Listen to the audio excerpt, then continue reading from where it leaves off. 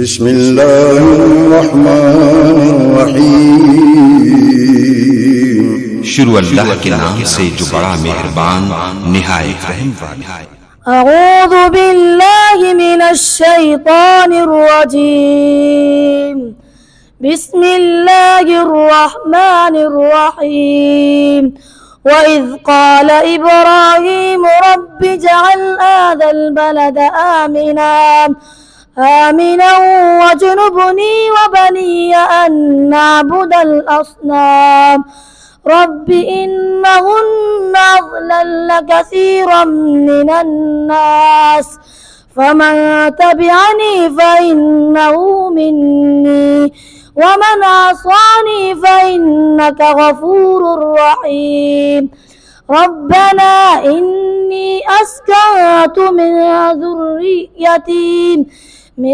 ذريتي بواد غير ذي زرع عند بيتك المحرم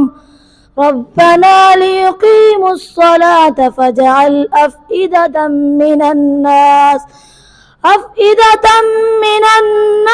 تأوي إليهم وارزقهم من الثمرات لعلهم يشكرون ربنا إنك تعلم ما نخفي وما نعلن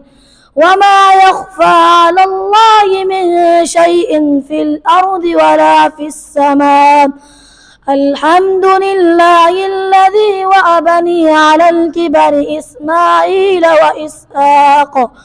إن ربي لسميع الدعاء رب اجعلني مقيم الصلاة ومن ذريتي ربنا وتقبل دعاء ربنا اغفر لي ولوالدي وللمؤمنين يوم يقوم الحساب صدق الله العظيم।